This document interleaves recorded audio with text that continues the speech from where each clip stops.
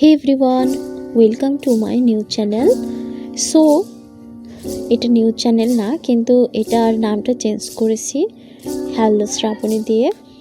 তো আপনাদের সবাইকে অনেক অনেক স্বাগতম এবং অনেক অনেক ভালোবাসা আমার তরফ থেকে। আজকে সকালে উঠেছিলাম, তো সকালে ওঠার পরে আমার স্কিনটা অনেক খারাপ হয়ে গিয়েছে, কারণ সংসারে একটা মেয়ে কাজ করে সেই জানে বাচ্চা কাচ্চা থাকলে স্কিনের যে কী অবস্থা হয়, নিজেকে টাইম দেওয়ার মতো একটু টাইমও হয় না।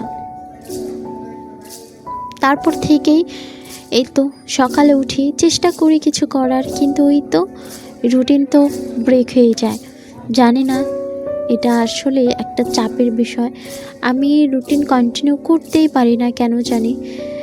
তো আমি ফার্স্টে একটু নারকেল তেল দিয়ে মুখটা ওয়াশ করে নিয়েছি, দেন আমি তো গোলাপ জলটা ইউজ করেছি। এরপরে এই যে আমি সানস্ক্রিনটা ইউজ করি ম্যাক্সিমাম, তবে এখন প্রায় ভুলে যাই, এই জন্যই মুখে প্রচুর ট্যান পড়ে গিয়েছে, মেস্তার সমস্যা হচ্ছে। হ্যাঁ, বয়স হয়তো আমার বেশি না, কিন্তু এই বয়সে মেস্তা পড়াটাও একদম খুব খারাপ একটা ব্যাপার। তো যাই হোক, যেটাই হোক, আমি মনে করি যে মানুষের মনের ব্যক্তিটাই হচ্ছে আসল। মন থেকে আমি যদি ভালো ফিল করি, আর সাজগোজ সেগুলো আসলে কোনো ব্যাপারই না। মনটা ভালো থাকতে হবে, মন থেকে যদি রিল্যাক্স আর শান্তি পাওয়া যায়, তাহলে এগুলো কোনো কিছুই না। আমি বিশ্বাস করি মনের শান্তি শুধু ভগবানে, ঈশ্বরে এবং ভালোবাসায়।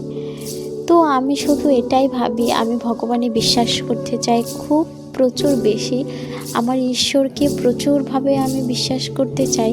তিনি যা করবেন হয়তো ভালোর জন্যই করবেন। তবুও না কেন জানি আমি মন থেকে আমার শক্তিগুলো মাঝে মধ্যেই হারিয়ে ফেলি। এত শক্তি নিয়ে কি বাঁচা যায়?